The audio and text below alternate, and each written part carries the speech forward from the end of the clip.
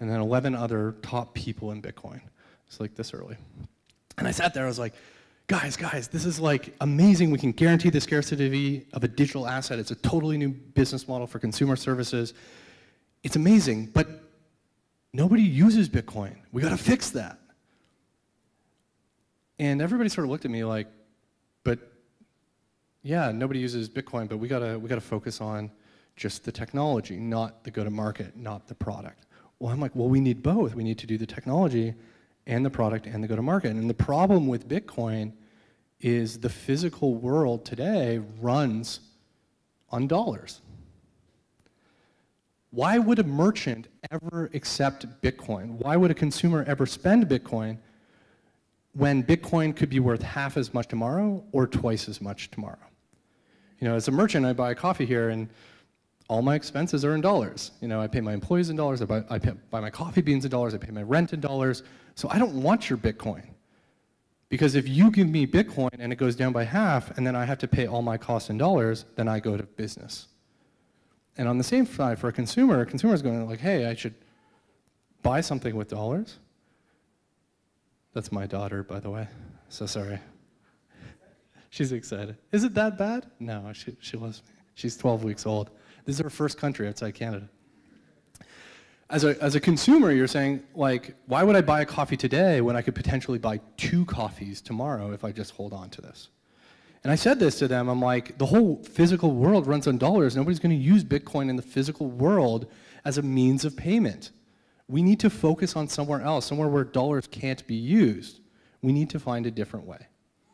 And everybody goes, yeah, I don't know, technology. And I said, well, I'm not, you know, the technology I think is super important, but also the go-to-market and the product.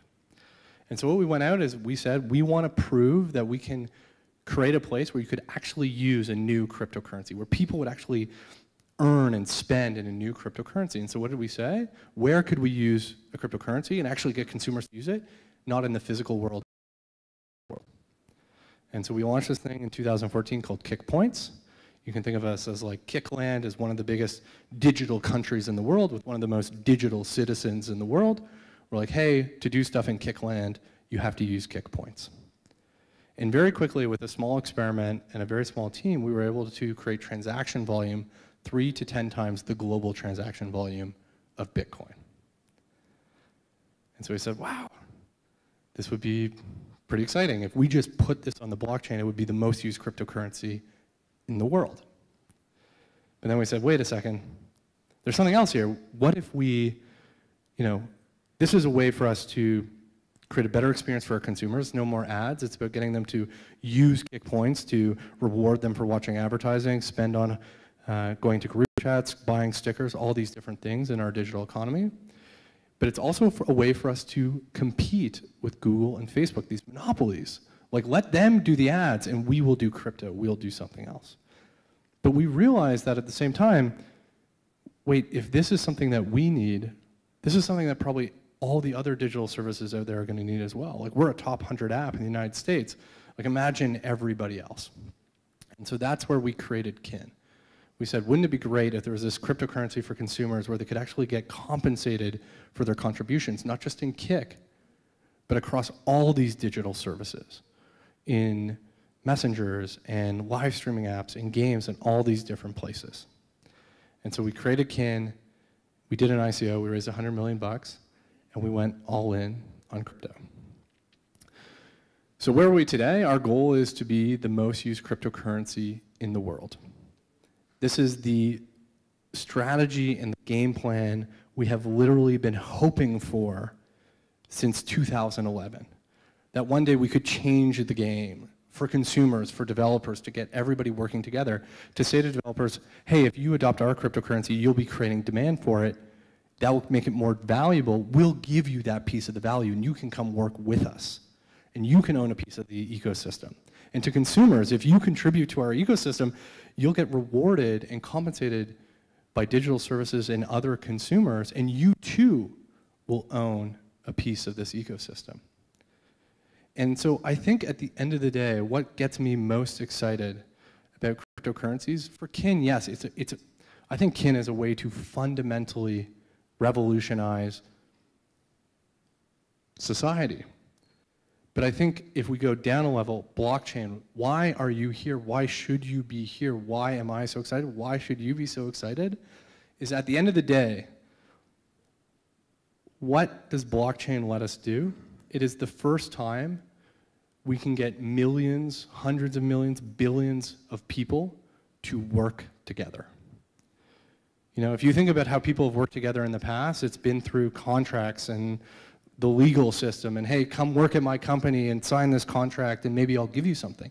And there's a lot of friction to that.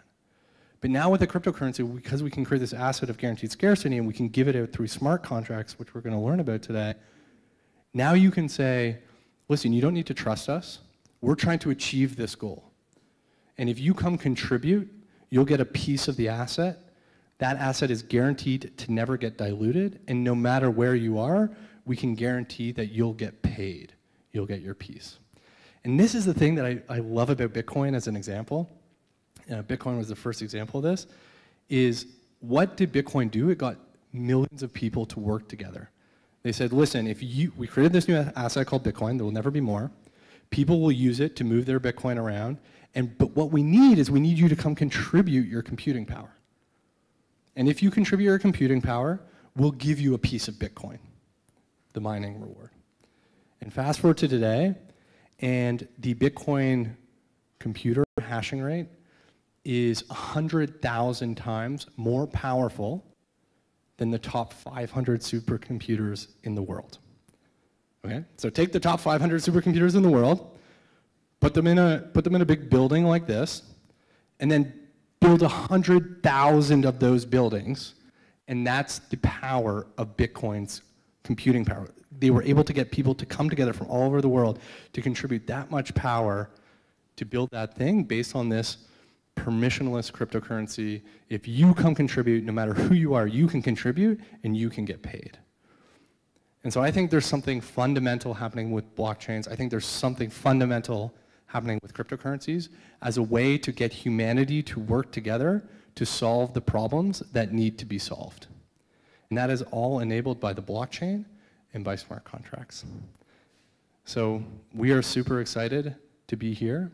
A little bit about our company. KIk, our messenger, is headquartered in Waterloo, Canada, with an office in Toronto as well. And then Kin, our sort of second child, this cryptocurrency, is headquartered here in Tel Aviv. That's pretty fucking cool, I think.